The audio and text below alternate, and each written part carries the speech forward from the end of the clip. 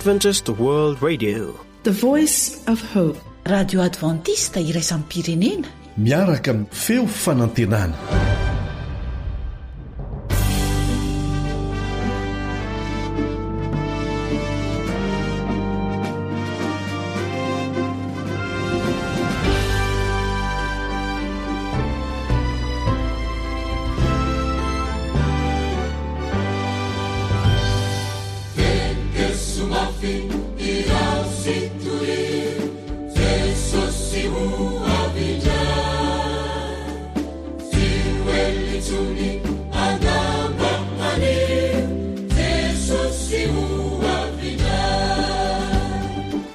alasaro ny faminanin'ny baiboly, alasaro ny faminanin'ny baiboly, fianarana mitohitoy ireo faminaniana apokaliptika ao amin'ny baiboly no man'ny radio adventista iraisam-pirenena na ny feo ny fanantenana ho anao.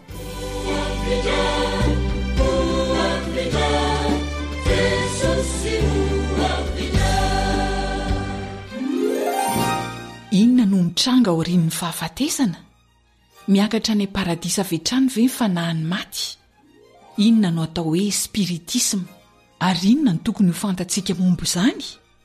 Inona no ampianarin'ny baiboly mikasika amin'ny fiainana ao aorian'ny fahafatesana? Inona ny fiarovana ao antsika eo anatrehan'ny loza sy ny fitakalefan'ny satana? Hotoizantsika amin'ny famalian'ireo fanontanian'ireo ao anatin'izao fanalana saro ny faminanian'ny baiboly izao.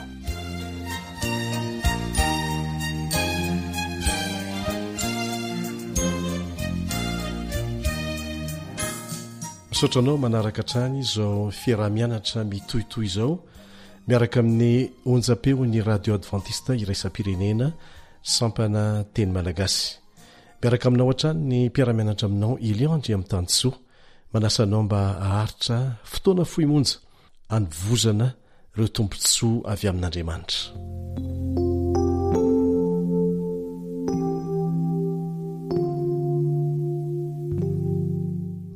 Asa raha vao marika ao fa matahotra fahafatesana isika olombelona, kanefa mahagaga fa tsy matahotra ny manota izay nahatonga ny fahafatesana. Ary rehefa matatra ny olona dia atahorany maro na dia tsy afaka mihetsika intsony aza. Tsy vitsika io ireo mivavaka amin'ny maty, mangataka fitahiana aminy. Inona ireny mahatonga an'izany? Araka ny fiarahantsika nianatra teto dia tsy inona fa ny finoana, fa mbola mandehandehany ny fanahiny ary afaka mitaha. Inona lazain'Andriamanitra antsika ao amin'ny teniny momba n'izany? Milo izany dia manasanao hiaraka hivavaka amiko.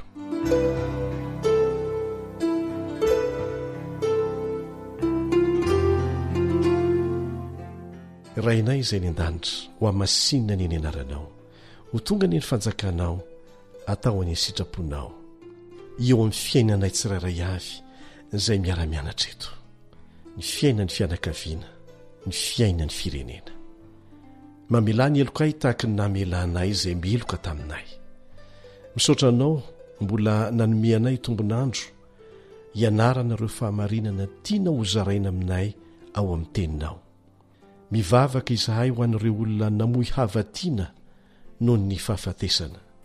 Ny fampiononana avy aminao anie, ampionona azy ireny sy anamaivana ireo adidy tsy maintsy hatrehany izy ireo. Anohy ny fiarah-mianatra ny teninao zahay makasika ny loha hevitra hoe tena maty tokoa ve ny maty? Ka dia mangataka ny fanazavan-tsaina avy amin'ny fanahinao masina, amin'ny anaran-tsoan'i Jesosy sokonay. Amen.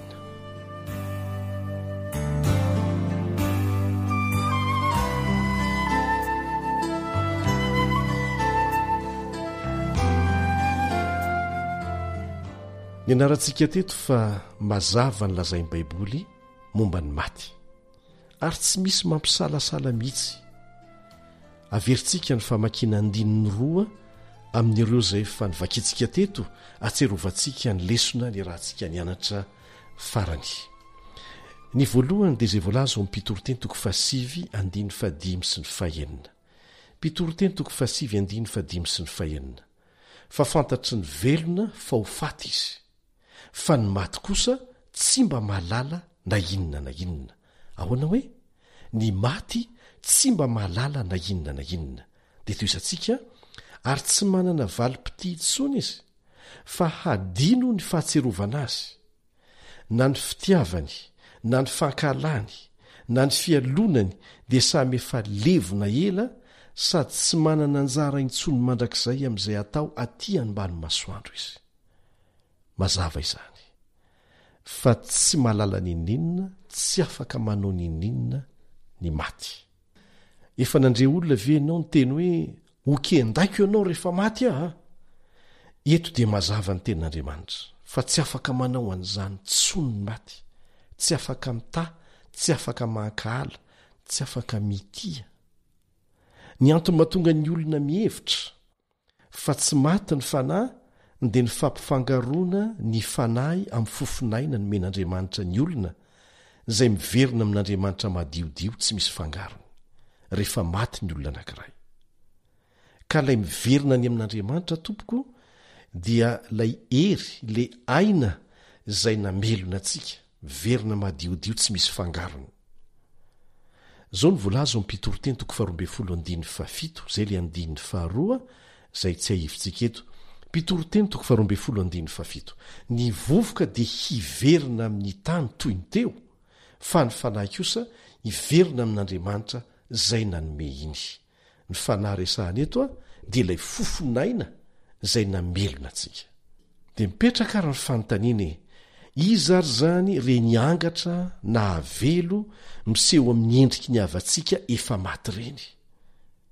Satana sy ny anjeliny no maka tahaka ny endriky ny havantsika efa maty. Eny hatramin'ny fakana tahaka ny anjelin'Andriamanitra aza, ny anjely tsara aza dia ataony. Zao ny voalaza ao amin'ny Korintianina faharoa 12:7. Korintianina faharoa 12:7. Ary tsy mahagaga izany fa Satana aza mampiova ny endriny ho tahaka ny anjeliny mazava. Maika fa ny fakana tahaka ny endriky dada, dadabe, bebe, zoko zany tsy sarotra amin'izany. Mazava tsara fa mampianatra ny Baiboly na ny tenin'Andriamanitra fa tsy miakatra ny an-danitra ny fanahin'ny olona rehefa maty, fa ny fofonain'Andriamanitra no miverina ny madiodio. Dia mipetraka indray ny fanontaniana hoe ahoana ny amin'ilay jiolahy teo amin'ny hazo fijaliana? Tsy nilaza ve Jesosy fa lasa ny an-danitra izy? Ndao ovaka itsika zay voatantara mikasika an'izany amin'ny Lioka 7:20, andiny 2:7 sy ny 7:7. Lioka 7:20, andiny 2:7 sy ny 7:7. Aroa izy, Jesosy io, tsarovy aho rehefa any amin'ny fanjakanao ianao. Dia hoy Jesosy taminy, lazaiko aminao marina tokoa an'io, eo anamiko any am-paradisa ianao. Tsy nampanantena velively an'ilay jiolahy Jesosy fa ho any an-danitra miaraka amin'izy amin'io andro. Tsarovy fa tsy nakany am-paradisa tamin'io andro io anie Jesosy, fa rehefa maty izy dia natory tao am-pasana ary ny maraina ny andro voalohany amin'ny herinandro izay nitsanganany. Dia hoy Jesosy eo amin'ny Jaona 2:7. Jaona 2:7, tsy mbola niakatra tany amin'ray aho. Zay no nolazainy. Ka diso arak'izany ny fiheverana hoe niaraka niakatra tamin'i Jesosy tany an-danitra tamin'ny fotoana nahafatesany teo amin'ny hazo fijaliana ilay jiolahy. Azontsika tsara? Ahoana ary ny fomba hatakarantsika ny teny Jesosy tamin'ilay jiolahy zay nolazainy tamin'io andro nanomboana azy io, zay manao hoe eo anamiko any am-paradisa ianao. Nampanantena n'ilay jiolahy Jesosy fa hiaona aminy any am-paradisa izy. Tsy milaza zany fa androany dia efa miaona any am-paradisa. Maty ilay jiolahy taorianan'io, Jesosy koa maty, kanefa Jesosy maty tao am-pasana, natory tao am-pasana, averina ihany izay dia nitsangana tamin'ny andro voalohany amin'ny herinandro. Zany hoe tsy niara-niakatra any an-danitra izy ireo. Fa ny tombontsoan'ity jiolahy ity zany dia zao, maty tao amin'ny fanantenana izy fa ho isan'ireo izay ahitan'i Jesosy any amin'ny fiainana mandrakizay. Zany hoe tahaka ny zanak'Andriamanitra hafa rehetra izay ho atsangana amin'ny fiavian'i Kristy indray. Inona ny mahadiso ny fandraisan'ny olona sasany izay nolazain'i Jesosy tamin'ilay jiolahy teo amin'ny hazo fijaliana? Tsy misy fahamarinana mifanohitra mantsy ao anatin'ny tenin'Andriamanitra fa mifameno. Ny hevitra izany dia mety ho diso fandray ireo hevitra izay heverintsika fa mifanipaka amin'ny fahamarinana mazava amin'ny ten'Andriamanitra isika. Tsara ary ny alalantsika fa ny fomba nanoratana ny soratra masina tany am-boalohany tamin'ny teny Grika dia tsy nisy mari-piatoana na faingo. Taonjato maro taty aoriana vao nisy an'izany dia napetraky ny olona arak'izay heveriny fa tokony hametrahana azy ny faingo, kanefa manova ny hevitry ny fehezanteny tanteraka ny toerana hametrahana azy. Misy toerana roa amin'ny Baiboly ahitana fa tsy eo amin'ny toerana tokony hisy azy ny faingo.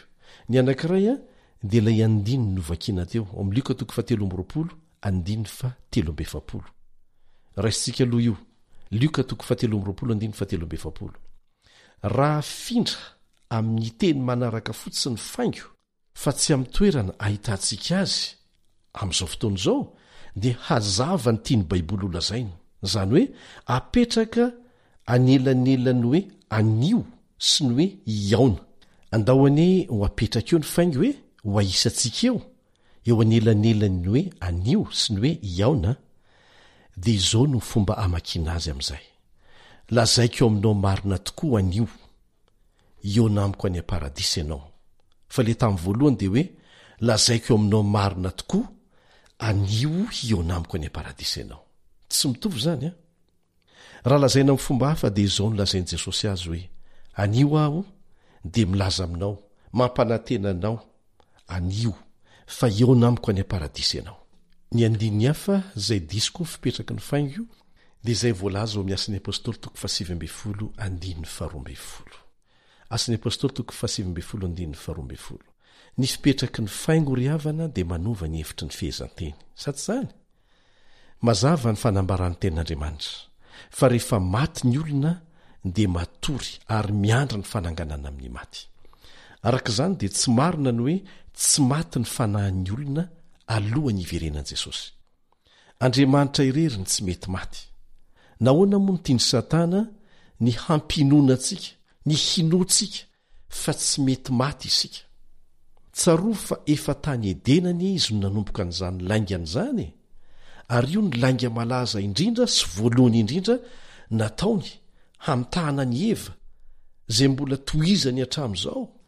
Izao indrindra mantsy no nolazainy tamin'ny Eva tamin'izay fotoana izay. Tsy ho faty tsy akory ianareo. Andriamanitra miteny hoe ho faty tokoa ianareo raha mandika ny teniko ka mihinana ny voankazo amin'io hazo anankiray io. Satana manohitra an'izany ary izay foana no ataony. Tsy ho faty tsy akory ianareo. Nampalahelo moa fa voafitaka Eva. Iarahantsika mahita fa avy amin'izany na tonga ny fahafatesana. Kanefa dia mbola inon'ny olona maro anarivo fotoana ty aoriana ihany ny laingan'ny Satana. Ireo anjely ratsy ny Satana dia afaka makatahaka ireo havantsika efa maty. Hainy ny mitondra hafatra sandoka ho antsika avy any am-pasana. Hainy ny mamitaka antsika hanaiky ny laingany lehibeny dia Satana. Aza minino laingan'ny Satana tsony ireo olona. Nahoana ny tiany Satana hinon'ny olona fa velona ny maty ary azo ifandraisana tsara ny fanahany. Ireo anjelin'ny Satana dia afaka miseho toy ny fanahin'ny maty, averina tsara izay. Ka mamitaka olona maro sy mampivily lalana azy ireo iankohaka, ankolaka na mivantana amin'ny Satana. Misy andihana horonan tsara izay hitantsika amin'ny televizion ho toy ny horonan-tsary masina izay mikendry ny hamatorana sain'ny olona maro hino fa efa miresaka mivelona ny maty. Renao mihitsy ilay feo sy ny fisehony zavatra miresaka miaraka miherin'ny fampisaviana izay miditra ao amin'ny olona. Izany no atao hoe spiritisma izay miainga amin'ny finoana fa afaka miresaka mivelona ny maty. Izay ny spiritisma. Rehefa resin'ny lahatra ny olona anankiray hanao fanandramana dia azo atomboka amin'ny fomba tsotra amin'ny alalan'ny filalaovana karatra ny fianarana fampisaviana atongavana ao mpamosavy moderna ny spiritisma ary tsy ela dia tsy afaka miala ntsony ilay olona. Ny fiheverana fa tsy misy fiatraikany izay inonao, izay inon'ny olona no anankiray amin'ireo fitaka mahomby indrindra ataony Satana. Tena misy fiatraikany aminao izay inonao. Fantany tsara fa zay zavatra inona ary raisina mpitiavana dia mahatonga ny olona nompo an'izany. Noho izany dia tsy mitsahatra mikaroka fomba ampifangaroana ny hevi-diso sy ny angano amin'ny filazantsara Satana. Hoentina mamitaka izay fampifangaroana ny marina sy ny diso izay ny fomba fiasany hatrany hatrany.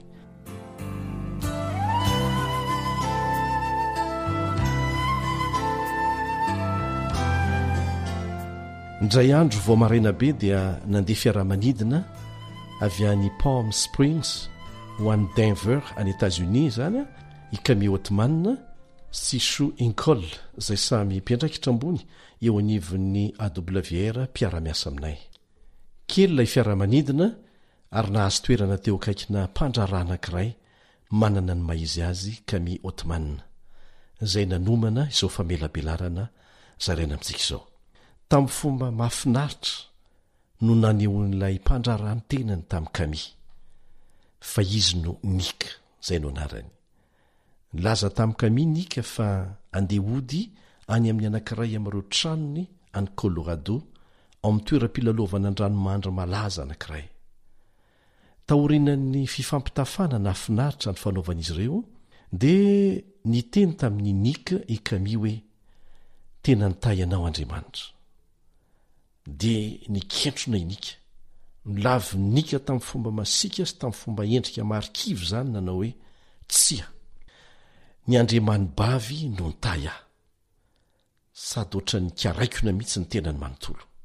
Taorianan'izay dia nitoy ny fifampiresahana ary naharitra nandritra ny adiny roa. Fantatro avy hatrany fa nila ny vavaka tamin'ny raiko any an-danitra aho hoy Camille anakapo ahitako izay tokony ho lazaiko satria manampy mandrakariva izy. I Nika moa dia fa nanokana ny fiainany hivavaka amin'ny Andriamany bavy nanomboka hatramin'ny fahazazany. Dia notsorin'ny Nika tamin'ny Camille mivantana fa ny kristianina ny fahavalony. Noho izany dia fahavaloko ianao ry Camille hoy izy. Tsy nisalasala mihitsy izy. Eo amin'ny toerana mifanohitra isika hoy Nika tamin'ny Camille satria miaramila ny Andriamany bavy aho. Dia nitodika tany aminy kosa Camille ary nilaza taminy tamin'ny feo milamina hoe izaho dia miaramila n'ilay Andriamanitra tsy toa.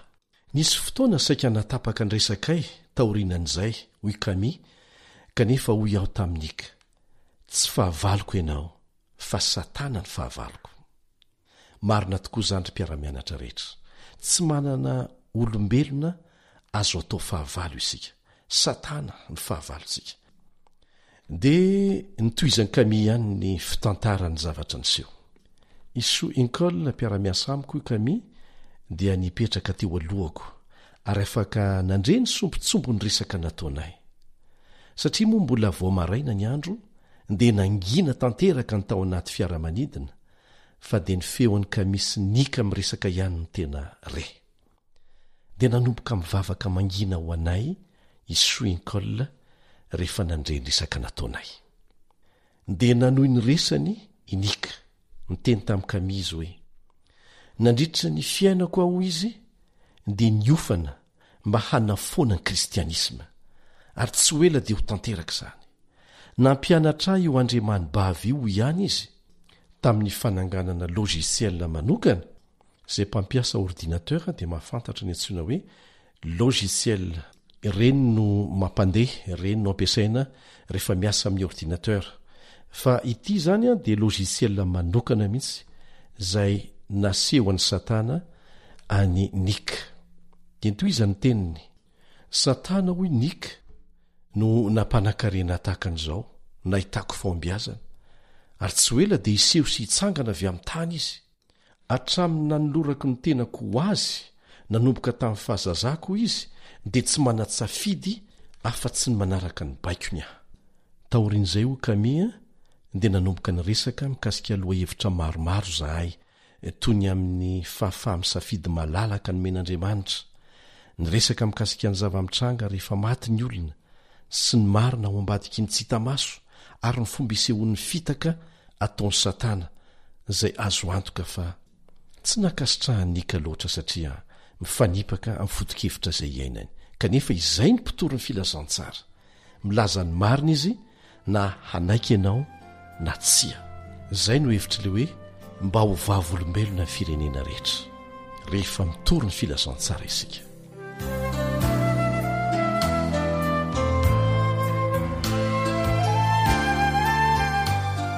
dia toizantsika ihany ny fomba ny tantarany Camille ny zavanitranga nozaraiko taminy ny amin'ilay Andriamanitro be fitiavana hoy Camille izay miasy miaro ahy fa rehefa nandriany Camille ny teny an'izany izy dia nilaza fa ny Andriamanitra ao dia masika mpampahory tsy misy indrafo ary zany mihitsy no ahelin'ny Satana traizatraizany e.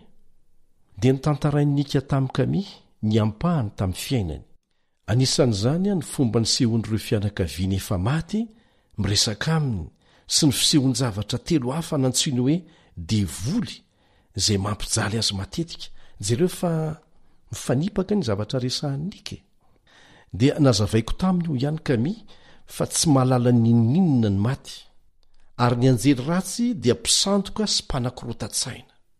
Lazaiko azy koa fa Andriamanitra irery ilay namorona sy namonjy antsika no afaka manala azy amin'ireo devoly izay lazainy fa mampijaly azy ireo. Jereo nge ny afitsen'ny devoly le Andriamanibavy izay tena tompoiny nika devoly ihany. Dia tsy andaniny le devoly mampijaly azy dia mbola io devoly io ihany kanefa no heveriny nika ho zavatra samihafa. Dia niangavy azy aho i Camille mba hanao fanandramana handoalika hangataka amin'i Jehova hanapirofo ny tenany aminy satria tena misy izy ary mikarakaranao izy. Ataovy zany fanandramana zany dia ho lasa olonafaka ianao. Dia namaly azy nika hoe efa niofana nandritra ny fiainako aho handringana ny kristianisma ary tsy ho ela dia ho tanteraka zany iseho sy hivoaka avy ao amin'ny tany ny Andriamanibavy. Dia namaly azy Camille tamin'izay hoe eny za dia milaza aminao kosa fa mino ny faminaniana ara-baiboly izay milaza fa ireo izay mijoro amin'ny fahamarinany tenin'Andriamanitra dia ho enjehina miloha ny iverenan'i Jesosy fanondrony. Tsy vahiny amin'izany zavatra resahanao zany ary nika fa aorianan'izay kosa dia averiny ho aoedena izay rehetra mino azy ary hanana fiainana mandrakizay. Dia nijery azy aho Camille ary nanontany azy hoe nika inona ny teninao farany? Dia nangina izy togaga ary farany dia niteny hoe tsoriko fa tsy mbola nieritreritra ny amin'izany mihitsy aho ary ny Andriamanibavy tsy mbola naneho teny farany tamiko hoe inona ny zavatra mbola hitranga aorianany fahafatesana sy ny sisa. Aloha fanontany azy aho. Ankoatran'izay dia nisy zavatra nahagaga ny nika. Taitra izy rehefa nijery aho Camille tamin'izay fotoana izay ary niteny tamiko hoe tsy mazava amiko fa misy hazavana sy hitako mivoaka avy ao anatinao. Nojereko teo amin'ny masony izy Camille sady nitsika no niteny taminy hoe ny herin'i Jesosy zany ry nika ary azonao ataoko ny manana azy. Ajantsika eo ny tantara tena zava-nisy zany fa manam-pirofo amintsika kosa fa tena misy ny adiny tsara sy ny ratsy eto amin'ity tany ity. Miezaka manafina an'izany aminao Satana mba hamora ny fitaka ataony. Ry sakaiza ry mpiara-mianatra amiko tena misy Satana. Isika dia ho anivo ny ady lehibe fanaovany tsara sy ny ratsy ary tsy pitazana fa mpandray anjara ary kely sisa ny fotoana ananantsika hitoriana ny filazantsara ary vao mainka miasa mafy ny devoly sy ny mpanompony ary isan'ny manapirofo ny fisian'izany ady zany inika izay sany laza fa mpanompo ny devoly hanapotika ny kristiana. Ka asakasaka ao izay mbola te hatoritory ihany amin'ny fitondrana anarana fotsiny hoe kristianina kanefa tsy samby joro amin'izany. Manasanao mba hijoro amin'izay manomboka izao. Apetrao amin'ny toerana tena tokony isy anao ny safidinao. Reo anjelin'ny Satana no mpitondra hafatra avy amin'ny tontolo ny filalovanangatra riavana na ny spiritisma, izany hoe ny anjely ratsy dia maka ny endriky ny namana sy ny havantsika efa maty mba hifandray amin'ny olona vonona sy manaiky ary mino an'izany. Zay le spiritisma averina ihany. Rehefa mino ny olona fa afaka mifandray ny velona sy ny maty dia manana hery miasa mangina mahery vaika ao an-tsainy satana ary manana hery ampiseho amin'ny olona ny endrika ireo namany efa maty. Tena avolenta ny fisandohany satana. Nika zao teo a dia nilaza mihitsy tamin'ny Kami fa ampiasaina hatramin'ny teknôlôjia moderna amin'ny ady atao amin'ny kristianina marina. Rehefa miseho amin'ny endriky ny avantsika efa maty satana dia tena mitovy tsisy valaka ny zavatra hitanao. Ny feoany mitovy, ny lantim-peoany, ny endriny averiny amin'ny fomba miavaka tsara daholo izany ary misy ohatra mazava tsara maneho ny asan'ny fanahy ratsy izay nakatahaka ny endriky ny mpaminany anankiray ao amin'ny Baiboly. Ao amin'ny Samoela 2:7 no ahitanao an'izay. Samoela 2:7 mitantara an'ilay vehivavy nanao azy ho tsindrin-javatra tao Andora, izany hoe tsindrin'ny fanahy, izay nandehanan'ny Saoly mpanjaka hiantso ny fanahiny Samoela mpaminany izay efa maty, mba hakany torohevitra hony hanoerana ny Filistinina tamin'ny ady izay ho ataony amin'ny Filistinina ny ampitson'io. Na dia efa fantatry Saoly aza fa fahotana ny fanaovana ody ratsy, izay no andikany azy amin'ny teny malagasy fa filalovanangatra no heviny amin'ny dikateny fototra. Fahotana izany. Fahotana koa ny fakana hevitra amin'ny olona milaza ho tsindrin-javatra. Zao no vakitsika ao amin'ny Isaia 40:7. Isaia 40:7. Raha lazainy aminareo hoe mila saina amin'ny manao azy ho tsindrin-javatra sy ny mpanao sikidy, moa tsy Andriamanitra va no tokony hilan'ny olona saina fa ila saina amin'ny maty ho an'ny velona va izy? Lazainy Isaia mazava eto fa izay no asan'ireny olona manao azy ho tsindrin-javatra na mpanao ody ratsy ireny. Kanefa dia izany no nataon'ny Saoly rehefa niala taminy ny fanan'Andriamanitra, zava-doza izany hoe elan'ny fanan'Andriamanitra izany ry havana. Tamin'ny fiandohan'ny nanjakany anefa dia namoaka lalàna nanameloka ho fatiny mpanao ody ratsy rehetra Saoly. Noho izany dia lasa vitsy izany ny mpanao sikidy sy ny mpanandro tavela teo amin'ny fanjakany tamin'izay fotoana izay. Fa rehefa niala taminy anefa ny fanan'Andriamanitra dia niovy Saoly, lasa nanapa-kevitra haka-hevitra tamin'ny olona anankiray izay nilaza ho afaka mampifandray ny velona amin'ny maty. Tamin'ny sasakalina nandehanany mangingina mba tsy ho hitan'ny olona, dia nanova fitafy izy ary nitady mpanao ody ratsy niafina tao anaty lavabato anankiray. Dia nasainy Saoly nantsoiny ny fanahiny Samoela izay efa maty mba hakany hevitra hono. Dia nataon'ilay vehivavy mpanao ody ratsy tokoa izany, saingy ny devolony nakatahaka ny endrik'ilay mpaminany sy ny teny teo amin'ny toerany Samoela amin'ny fomba fiteny fanaon'ny Samoela fony fahavelony. Dia vaovao ratsy moa no azon'ny Saoly, maty anady izy ny ampitsony iny. Hitantsika fa mampiasa ny fomba rehetra satana mba hamitahana ary dia niroborobo niaraka tamin'ny faratsiana ny filalaovana ody ratsy. Miaraka foan'ireo vokatry ny tsy fahalalana dia marobe ankehitriny olona izay mampiony tena tamin'ny fiheverana fa ireo havany efa maty dia efa mankafy ny fahasambarana ny an-danitra ka tsy trahatra ny loza intsony. Izany inge no antony hianarantsika ny tenin'Andriamanitra ohatr'izao mba tsy avo fitaka antsika. Hevitra avy amin'ny satana izany fiheveran-diso mahazo ny maro izany. Ho asehoko anao ny fampitandremana mazava avy amin'Andriamanitra satria velona amin'ny andro farany isika. Jesosy dia nilaza fa amin'izao andro farany izao dia isy mpaminany sandoka, mpampianatra sandoka be deaibe ny fisandohana dia mila mitandrina isika. Zao mivoalaza amin'ny Timoty 2:4 andiny voalohany sy ny faharoa. Timoty 2:4 andiny voalohany sy ny faharoa. Fa ny fanahy milaza marina fa amin'ny andro aoriana dia hiemotra amin'ny finoana ny sasany, manaiky fanahy mamitaka sy fampianaran'ny demonia amin'ny fiatsaram-belatsiha ny mpilaza lainga ka voapetaky ny vy mamay ny fiatreretany.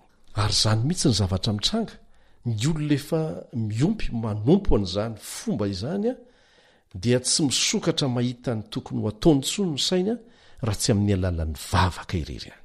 Ka raha sanatria mahita olona tafiditra amin'izany ianao dia mivava ho azy, izay ihany. Dia mareta mivavaka ho azy fa tsy maintsy isy valiny izany.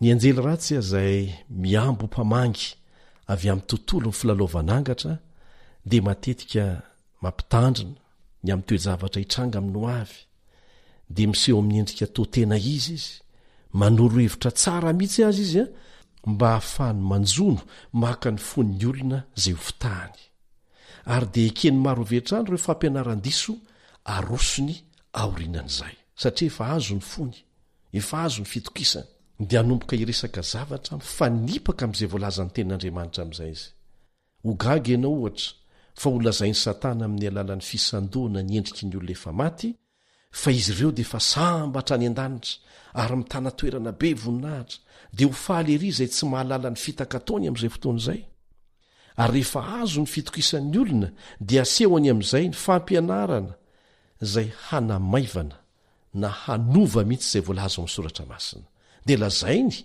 fa afatra avy any an-danitra ilay izy ilaza zavatra be dehibe mifanohitra amin'ireo fahamarinana madio amin'ny soratra masina izy dia hilaza hitantara amin'ny hafa amin'izay ny olona izay tratry ny fitaka nataony hoe ka ny olo-masina ranona mihitsy no niseho tamiko fa nasian'Andriamanitra fanovana ho ny didiny ohatra hoe ny alahady no atao solo ny sabata ohatra izany sy ny sisa sy ny sisa kanefa niza mampianatra anao dia tazony hatrany ny fomba nasehon'ny soratra masina tamin'ny alalan'ireo mpino Tobiri ao amin'ny asan'ny apôstôly 7 averina hatrany izay ampitahao amin'ny soratra masina hatrany hatrany izay fampianarana rehetra renao na vakinao ao anatin'izany izao famelabelarana eninao izao inona ny lazain'izy ireo mifanaraka amin'ny soratra masina ve izany no hafantaranao azy ary izany no ilana ny fahalalana ny baiboly ho an'ny tena manokana tsy mety mihitsy ilay hoe rehefa mino an'Andriamanitra rangaha ary mba miezaka manao ny tsara eo ny fiainako dia fa mety izay fandrika avy amin'ny Satana izany matony soratana ao amin'ny tenin'Andriamanitra dia natao ho fantarana ampitandremana antsika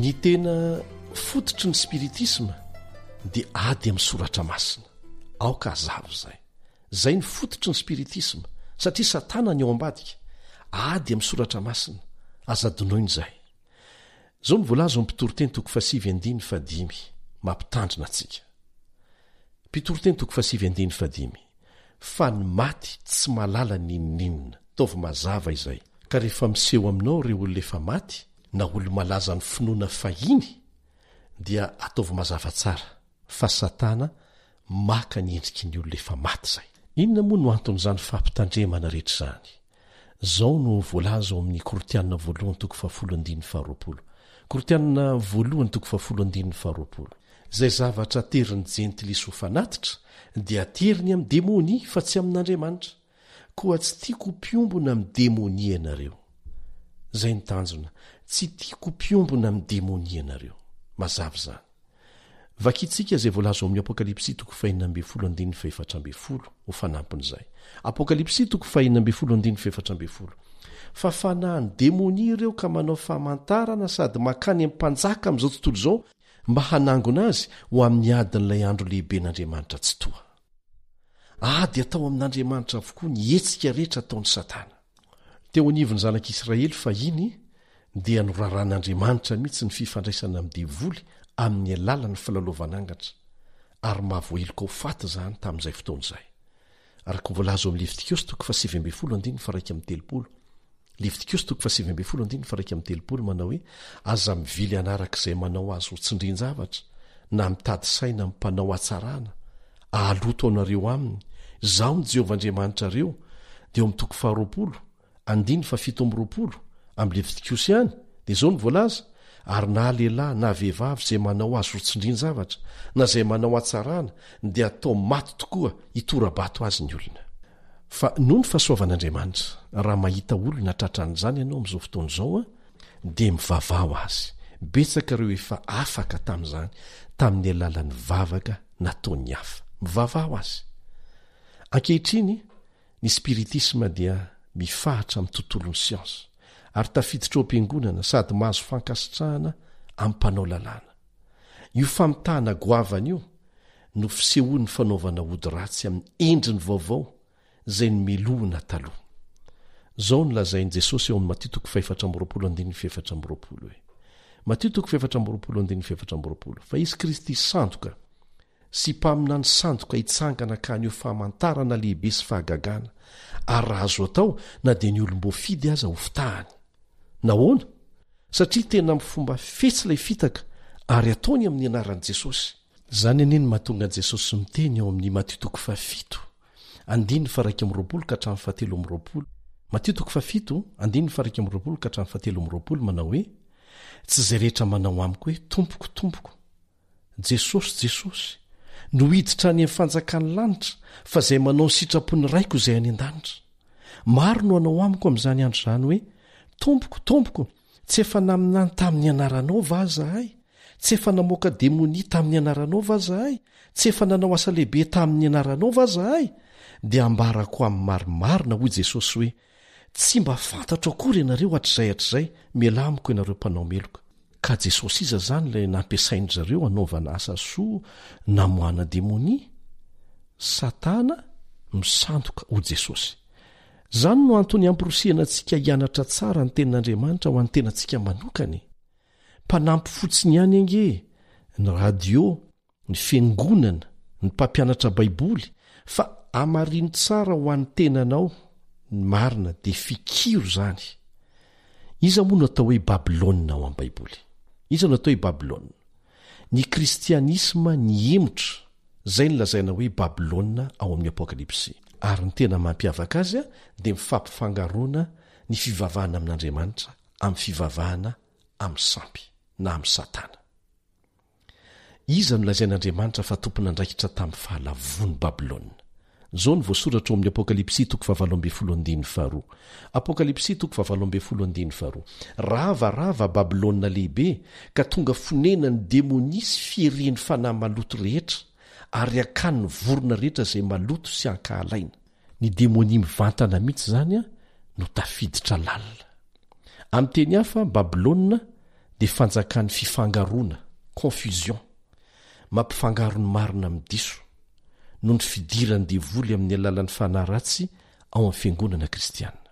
Lavo ilay fiangonana satria nahazo toeranao Satana tamin'ny alalan'ny laingany milaza fa velona ny maty, dia izy anefa no miteny amin'ny alalan'ny maty. Amin'ireo tranga marobe ny afatra avy amin'ny iraka Satana izay milaza ho fanahany maty dia ekena ho tolotsaina lehibe ho an'ny fiangonana avy amin'ireo lazaina fa efa voavotra ny an-danitra. Ary efa nanome ohatra teo sika. Na dia mifanipaka amin'izay voalaza mazava ao amin'ny tenin'Andriamanitra aza ny zavatra lazain'izy ireny. Ary azonao amarinana izany. Araka ny hitantsika tao amin'ny baiboly dia matory eo am-pasana ny maty fa tsy angatra miteny. Io lainga io no nampanakery ny fitaky Satana, izay misy vokany amin'izay mifandray aminy. Tsy mahagaga raha mampitandrina mafy antsika ny apôstôly Paoly hanohitra ny fanahy mamitaka sy ny fotomponon'ny devoly. Araka ny voalazan'ny Apokalipsy dia ireo anjely ratsy roa ihany izay mitonona ho fanahiny maty no manantona ny mpanjaka sy ny mpitondra eto an-tany manolotsaina azy ireny. Nahoana moa no manao an'izany izy ireo? Zao ny voalaza ao amin'ny Apokalipsy 7:17. Apokalipsy 7:17. Fa ny ody ratsinao no nentinao namitaka ny firenena rehetra, ary ny mpitarika mihitsy no asiany voalohany. Ireo anjely ratsy milaza ny tenany ho fanahany maty ireo no tonga hery hibaiko ny mpanapaka ny firenena maro eto amin'izao tontolo izao. Hitarika azy ireny ho amin'ny adiny Aramagedona. Adiny tsara sy ny ratsy zany fa tsy hoe adiny miaramila Amerikanina sy ny Eropeanina sy ny sisa akory, fa adiny tsara sy ny ratsy izay hifarana amin'ny fandravana azy ireo ihany. Hoy ny voalaza ao amin'ny Apokalipsy 5:17. Apokalipsy 5:17. Mba hanangona azy ho amin'ny adin'ilay andro lehibe n'Andriamanitra tsy toa. Zay zany ny tanjon'ny Satana, ny anangonana ireo olona izay fitahany ho amin'ny andro lehibe n'Andriamanitra tsy toa, manomboka amin'ny mpitondra fanjakana ny anaovany azy. Mampalahelo fa mpitarika firenena maro amin'izao fotoana izao no mandeha any amin'ireny milaza ny tenany ho nandray afatra avy amin'ny maty ireny, mialohan'ny andraisan'ny fanapahan-kevitra manan-danja eo amin'ny fireneny. Dia tsy mahagaga raha mikorotana tahaka an'izao ty planeta tany misy antsika ity. maro amin'ireo mpanapa-kevitra maneran-tany no manome alalana ny satana hanjaka amin'ny alalan'izy ireo kanefa tsy fantany.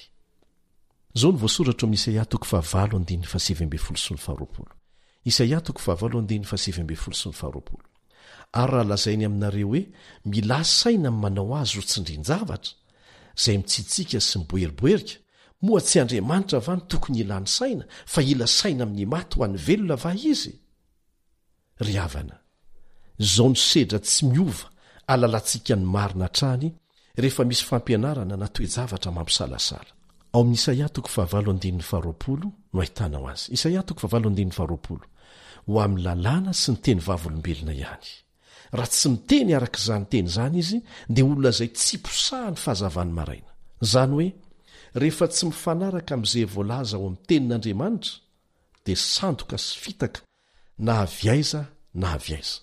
Milaza mazava amin'ny Baiboly fa tokony handaha tsy haino ireo milaza ny tenany fa miresaka maty sika na miteny tahaka ny anjely azy izy ireny.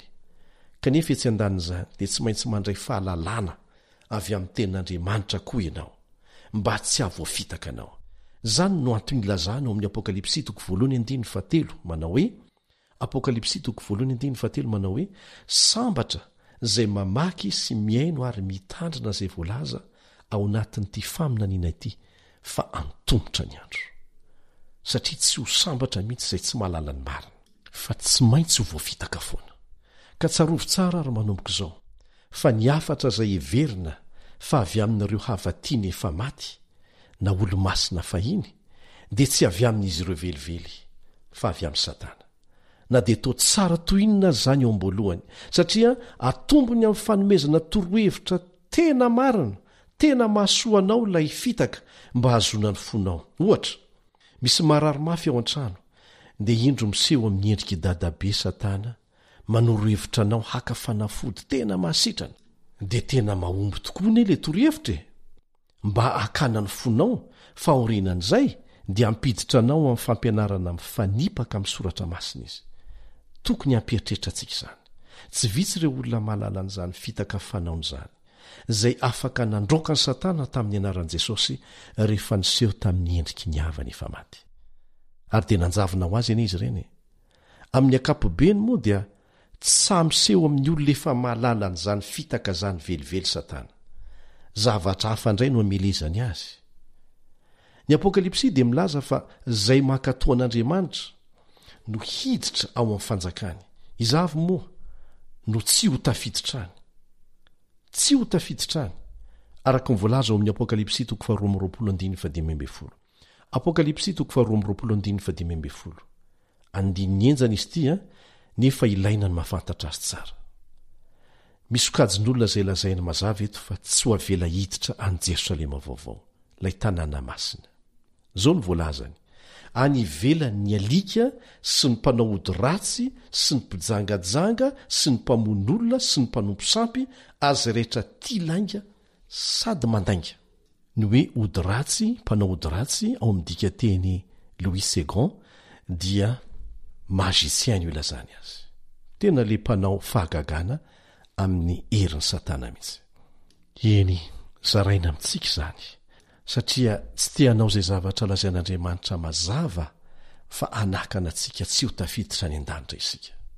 Zany no ampahafantarana antsika reny rehetra ireny dia lazaiko aminao amin'ny fofeno fitiavana mba hafantaranao fa Andriamanitra dia manana foto-kevitra tsy miova.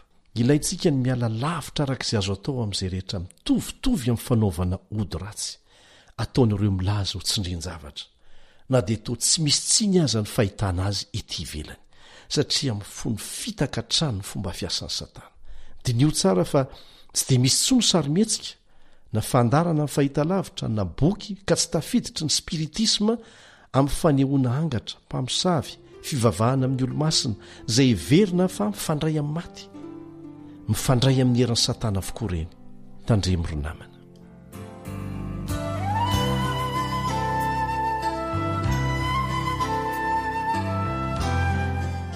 Ity misy fijoroana vavolombelona izay hinoko fa ahaliananao ary nalaina taty Madagasikara. Raha vao 10 taona rajanga izay no anarany dia nidira ny fanaratsy. nentiny ray aman-dreniny tany amin'ny mpimasy izy ary nivarotana omby 10 mba hitsaboana azy efa tsy nisy vokany zany. Teo amin'ny 410 taonany a dia tsampany fa nisy fanahy vaovao niditra tao aminy ary ratsy noho ny teo aloha izy ireo araka ny fitantarany. Hitany sy reny ireo fanahy ireo. Ny olona hafa kosa tsy afaka mandre afa-tsy ny feon'izy ireo, izany eo ireo mpiray tanàna amin'ny rajanga. Rehefa niteraka ny zanany voalohany izy dia niteny tamin'ireo fanahy ireo mba ho tonga mpimasy rajanga, kanefa tsy nanaiky izy. Dia nataon'ireo fanahy ireo narary le zaza ary maty mihitsy. Nalahelo rajanga ary farany dia nanaiky hanao an'izay tian'ireo fanahy ireo ataony, satria tia azo zaza indray izy. 9 volana tateoriana dia tera-bavy indray rajanga. Nandritra ny taona manaraka dia tonga mpimasy matanjaka sy mahery vaika izy, saingy tsy afaka nanao izay tiany atao, fa izay nasain'ireo fanahy atao ihany no nataony, satria tsarovy fa Satana tsy manome safidy izany. Tamin'ny alalan'ny ody mahery namboariny avy amin'ny torohevitra azony avy amin'reto fanahy reto dia olona maro no sitrana, betsaka ny fahagagana vitany, nanana fahefana tsy nampanankery ny basy sy ny baly izy, tsy mandaitra mihitsy ireny. Nanjary anisan'ny olo-manakaja teo amin'ny fiarahamonina nisy azy izy ary lasa mpanan-karembe, nanana omby maro vokatra izany. Indray andro dia nisy lehilahy 720 mitampy-edina nanafika azy, fa tsy nanan-kery teo anatrehany, tsinitsinina mihitsy. Nanana herina nakombona ny vavany voay ihany koa rajanga, satria misy faribe voay mantsy eo akaiky ny tanànany, izay mihinana olona avy eo an-tanàna foana. Farany nanome hevitra azy reto fanahy ratsy reto ny amin'ny fomba anakatonana ny vavany voay. Dia nisy fanahy hafa koa tonga tao aminy izay nitondra ny rajanga nisitrika tany anaty rano ary afaka niara-nonona tamin'izy ireo tany izy nandritry ny andro maromaro, kanefa tsy manino. Na dia nanan-kery tokoa azy izy, nasitrana olona maro, tsy lahitra ny bala ary afaka manome odiny dahalo koa mba tsy ho lahitra ny bala ny miaramila, dia indrisy fa anisan'ny vehivavy mahonena izy. Matetika izy no ampijaliany reto fanahy ratsy reto. Tsy nahita fiadanam-po mihitsy izy ary narary matetika. Tamin'ny fotoana saika nankivy azy tanteraka nefa dia nisy lehilahy kristianina advantista anankiray, mpitoro ny filazantsara, nandalo tao aminy, izay niresaka taminy amin'i Jesosy ary nanome baiboly azy. Nitondra fiadanam-po serana ho azy izany. Nanomboka ny atsara mantsy izy, kanefa dia tezitra indray ireo fanahy ratsy dia nampitandrina azy fa hisy zava-doza hiatra aminy, raha toa ka misaraka amin'izy ireo izy.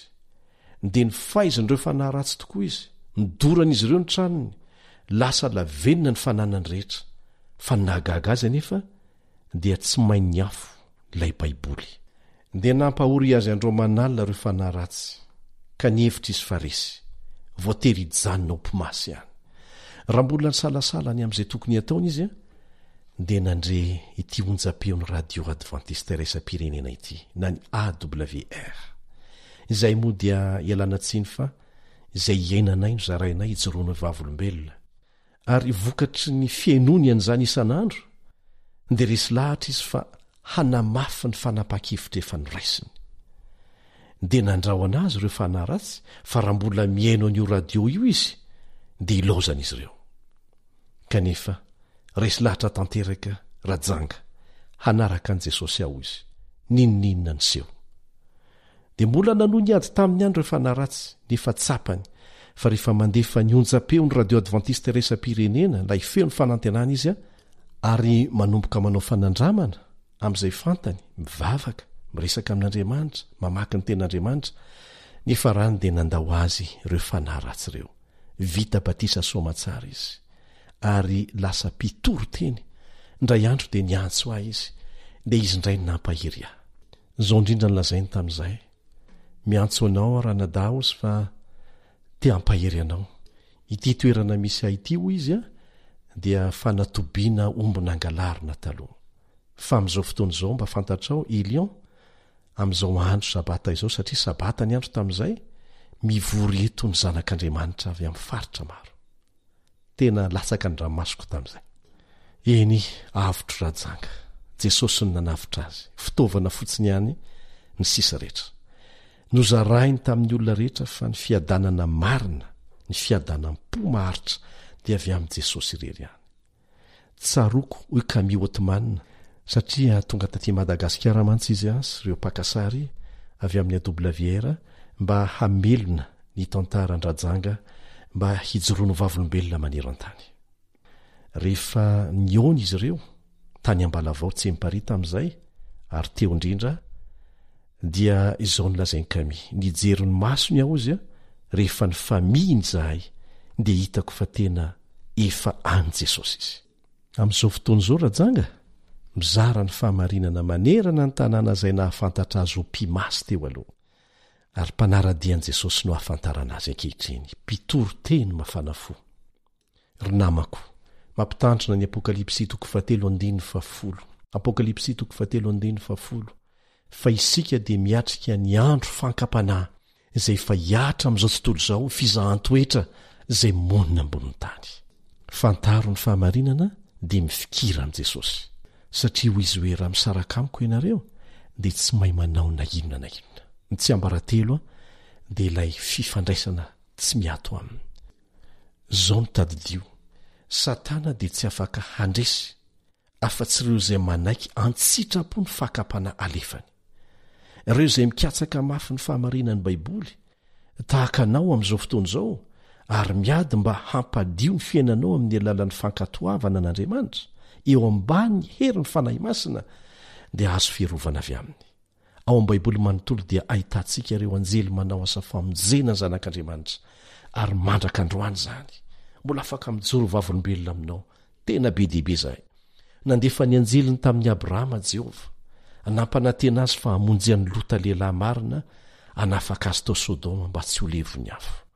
Ny rahana ho any amin'ny Eli ny anjely, raha saika maty ny harerahana sy ny anoanana tany anefitra izy.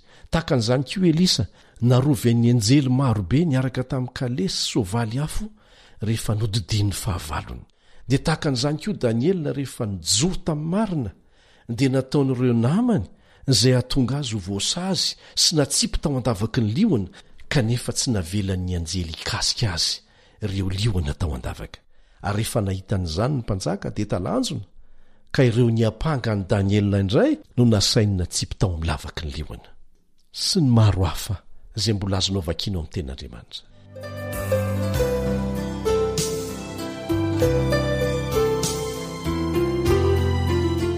Piaino namako, tapa-kevitra anaraka an'i Jesosy fiainao anio, tsaroa fa tsy nanadino anao izy, na dia fotoana iray monja aza, mandra-pahatonga anao eo amin'izao fanapa-kevitra izao. Andefa tafiny rehetra hiady ho anao izy. Tsy olanao azy ny toerana misy anao amin'izao fotoana izao, na izay efa nataonao taloha, na iverinao faran'izay ratsy aza izany. Fa hamonjy anao izy rehefa tapa-kevitra mifotsotra anaraka azy ianao. Tsy afaka miaro teny ianao, kanefa vonina hamonjy anao izy, fa angatao fotsiny izy hanao an'izany ho anao. Hiaraka hivavaka isika.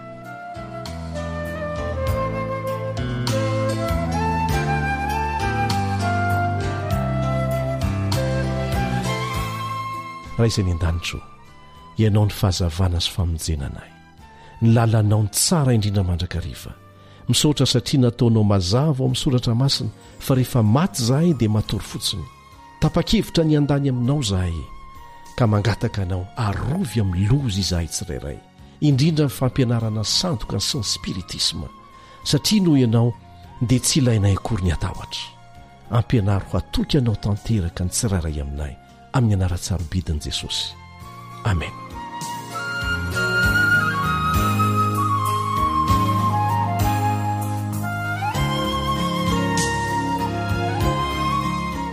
Dia aza miafafa manoratra ty aminay raha misy fanontaniana. Angamba sanatria mifandray amin'ny spiritisma tahaka nika na rajanga ianao dia maniry ny oentinay ambavaka, tena tianay nitondranao ambavaka. Ita ianao an'i Jehova.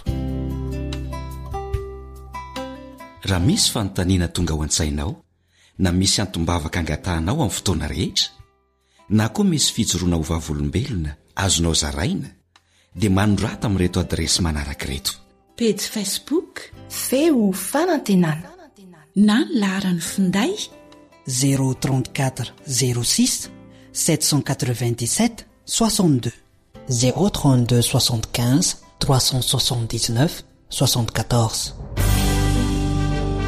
Ny mikasika ny fihevian'i Jesosy sy ny fiainana mandrakizay ny loha hevitra izay ho resantsika manaraka. Fidio hatrany ny lalan'Andriamanitra fa mandalo izao fiainana izao, izay manao sitrapony irery ihany no andova ny fiainana mandrakizay. Mandra-peo ny indray ary.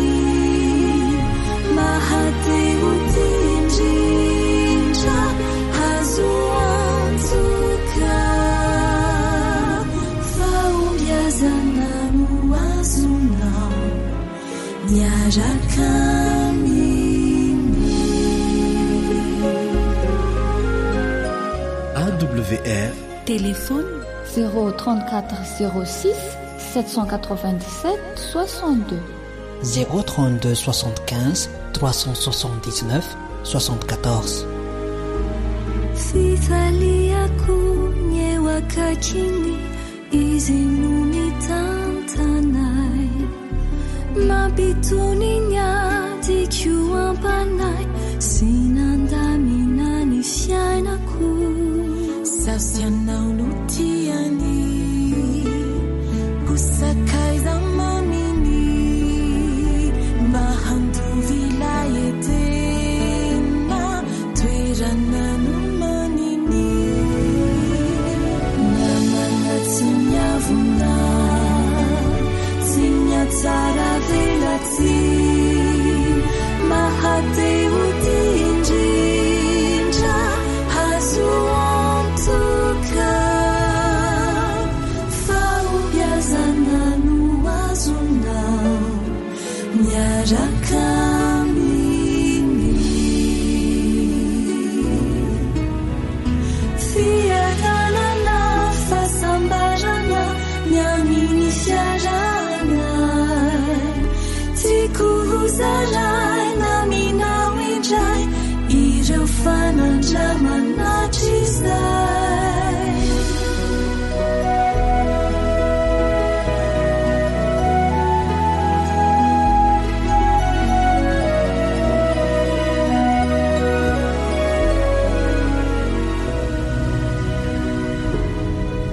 faombiazana no azonao miaraka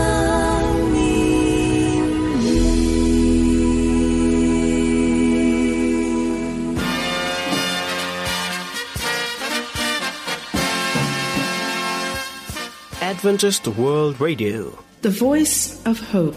Radio feo fanantenana. Narahanao teo ny fandaharana no vokariny ny feo fanantenana amin'ny teny malagasy izay azonao averina sy alaina maimaimpoana amin'ny alalan'ny YouTube, Facebook, feo fanantenana. Mira vary 420 ora finaritra ao anao ny awr.